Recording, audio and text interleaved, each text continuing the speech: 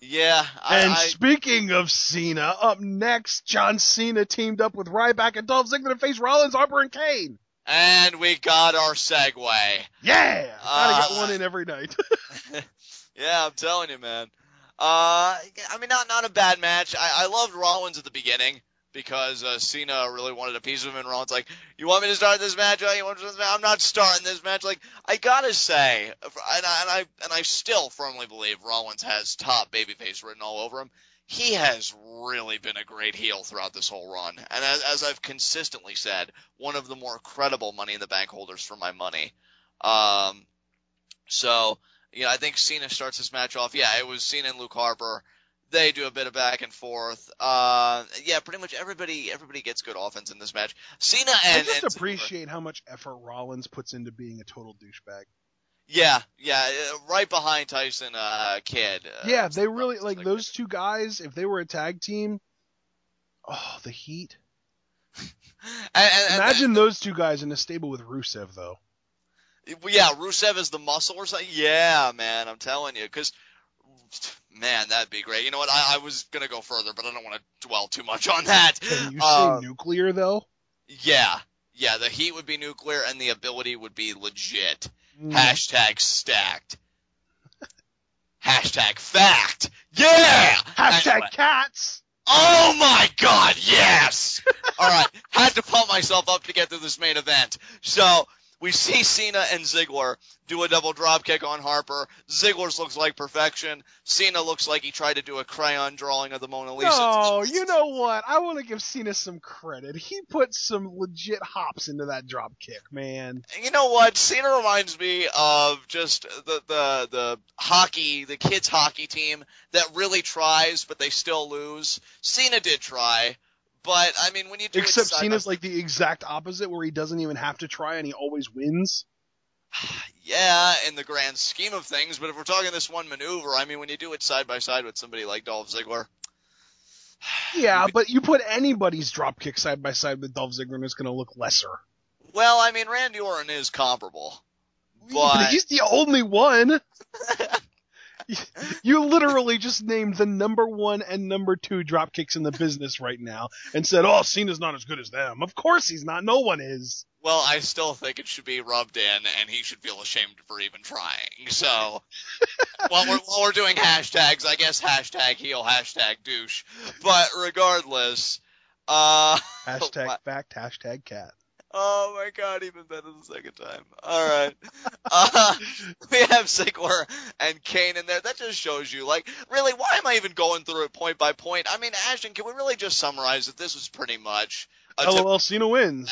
yeah, until the ending, because really that's what I think you and I want to talk about anyway. Really, it all just kind of comes down to Eric Rowan. Yeah, Eric Rowan. Because Cena, Ryback, and Ziggler won, but it was, I believe it was just a roll-up from Ziggler on Harper even.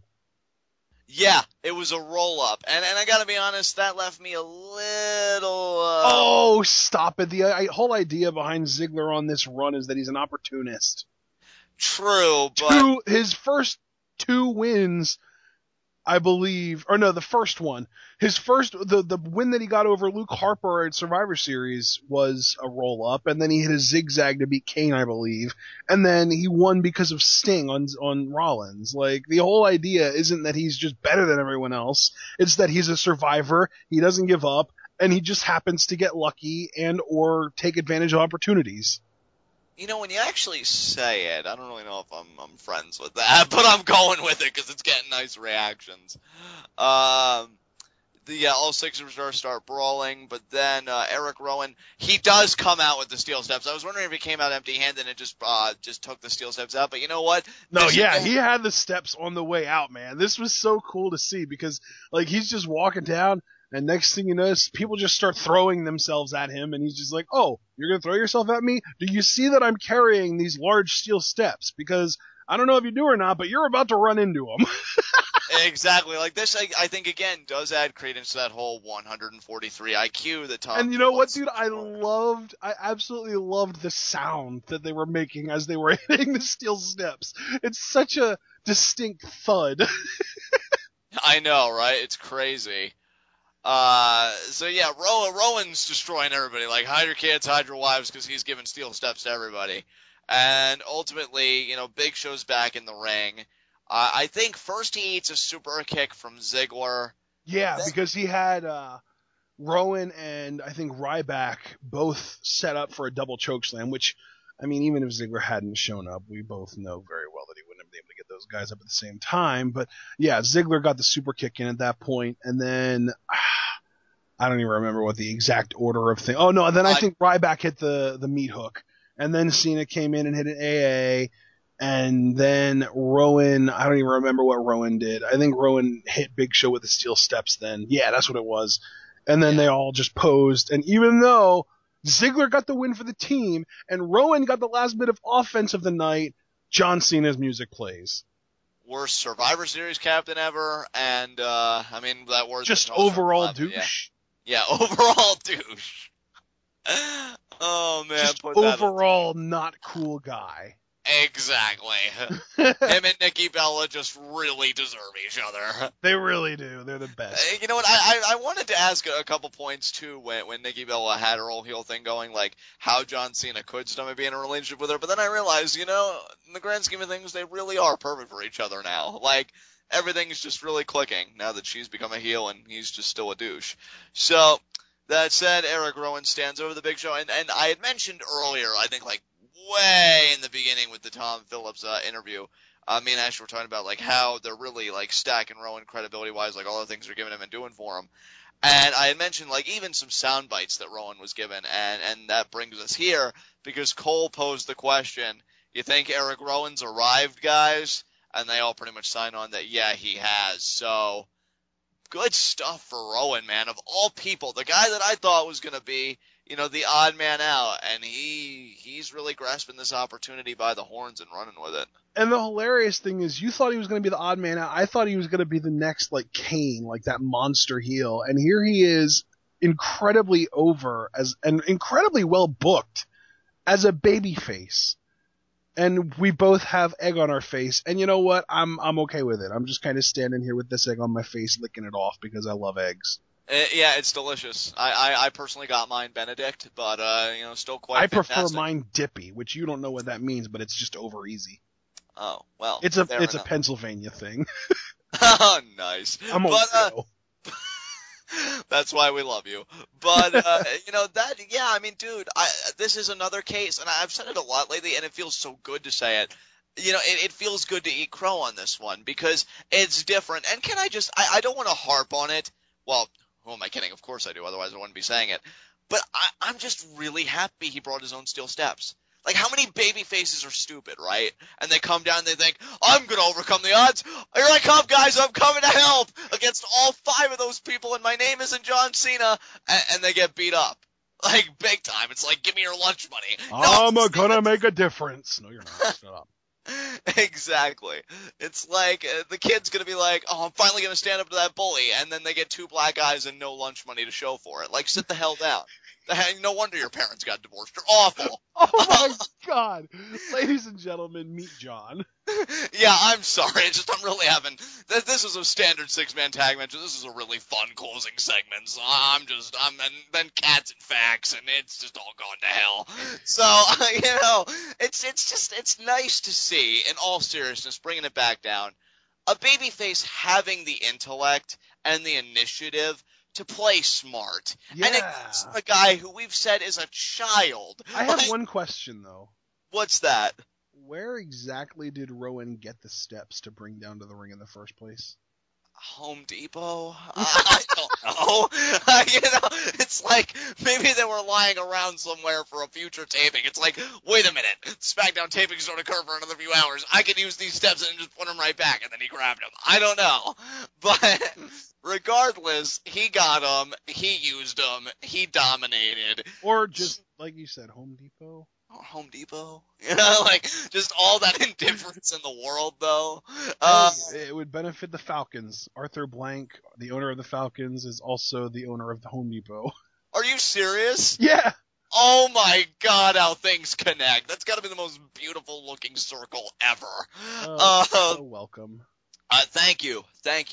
And you know what, dude? I really wanted. I didn't know it would take this hilarious detour, but I really did want to emphasize that I'm glad because I know how it grates on you. Babyfaces waiting for their music. I know it grates on me. Babyfaces coming out one at a time or coming out when they know they're not capable of handling the odds.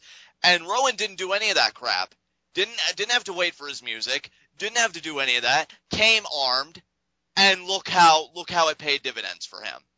It's amazing to me that he is the best booked babyface on the roster right now, and he's only been babyface for literally like 2.5 weeks, 3 weeks maybe. How terrifying in the best possible way is it to hear those words coming out of your mouth? Because yeah, it really is.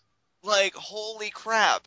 And you're talking about a babyface who's also a babyface alongside Dolph Ziggler, John Cena, and Ryback. Yeah. You know, like, and Dean Ambrose. Everywhere. So, well, I think it's safe to say that Dean Ambrose is more just like a face-leaning tweener. Yeah. Because, like, he's not coming out every week talking about puppy dogs and bunny rabbits. No, and if he were, then I would be morbidly curious because I would swear that it was going to take a dark turn. Yeah. But, yeah, I mean, when you talk about white bread babyfaces, you know, Uso, Cena, I hate to classify Ziggler that way, but... Yeah, he is. He is. And you know, Ryback, even though he is on Team Ryback, it's just great to see a babyface being like, you know what, I'm going to take care of business. Do you want us to play your music? No, and give away my presence to the enemy? What are you, a moron? And, you know, he goes and he takes care of his stuff, so I love it. And that's pretty much how we close Raw. Absolutely. Solid show. I enjoyed it. Just overall, just a lot of fun on this show. I don't know why everyone, like, I'm pretty sure the guest host this week wasn't Grumpy Cat. What are you doing? I love when you impersonate the internet. So yeah, that was Raw. I had fun with it too. I think that's a perfect word to encompass this whole show. And really for me, you know, one common criticism that I say a lot in our opening segments is that it drags. This Raw didn't drag to me, so I really can't complain by any counts. That said, you know, it doesn't show that everybody had a great night because our next segment is high spots and low shots. And you know what? My low shot is going to be the Big Show. You know, thought that he could just throw his weight around at the end of the show and just impose his will and everything. Nah, it didn't go down like that. His fellow Survivor Series teammates finally got their comeuppance for him turning traitor, and Eric Rowan especially by introducing him to a set of steel steps to the face. So yeah, Big Show is my low shot. Yeah, I would agree. I think my low shot, I always struggle so much with these for no reason. You know what? I'm going to be a little bit more nuanced here. My low shot is actually going to be Gold Star because these guys are the most recent former tag team champions, and they got beat in a minute or two by New Day, who are a Raw debut on this show, and they were kind of an unknown commodity, and here they show up, and their only win of the night was against Gold Star, and then they ended up getting pinned by the mishmash team of Cesaro and Tyson Kidd, so how good are they really? Exactly. I mean, granted, they only got pinned that way because of a distraction by Gold Star, but I think your contention still stands regardless. And yeah, I think that's a very nice low shot. I think that was very clever, so I approve. I'll co-sign onto that. Now when it comes to the high spot, I already mentioned honorary high spots to the crowd because they were terrific. But you know what? I gotta say, oddly enough, even though the closing segment didn't bode too well for him, I have to say that my high spot is gonna be Seth Rollins. And I say that for two reasons. One, opportunity. Yeah, opportunity. That's the first really big reason. He is in a position to really hurt Cena, Hey-Vay-Wise, by taking away his title opportunity. And building on top of that, in regards to that match, as it relates directly to that match, Seth Rollins got the first psychological advantage by putting Cena through a table. So, to me, all things considered, where Seth Rollins is in a position where, you know, he doesn't have to risk anything yet, because there's still time before TLC, but Cena has everything to lose, and we know what a great strategist and opportunist Seth Rollins is. I mean, all the pieces seem to be in place. So yeah, I'd say for that, looking into the future and just the first psychological blow into this feud, Rollins is doing pretty well for himself. Yeah, I agree. And you know what? As nuanced and subtle as I might have been with my low shot, I'm going to be a lot more obvious with my high spot. Eric Rowan, man. He is on a roll. We got character development tonight. He got 2 segments, one of which he won a match, even if it was by DQ. The other of which he got the last bit of offense to close the show. He had a smart moment where he came out with a weapon and prepared to take on more than one person. And man, just Eric Rowan had an amazing night tonight. And like I said a couple minutes ago, I do really honestly think he is the best booked babyface going on right now. Crazy. Absolutely crazy. Which I think is the perfect transition into our next segment.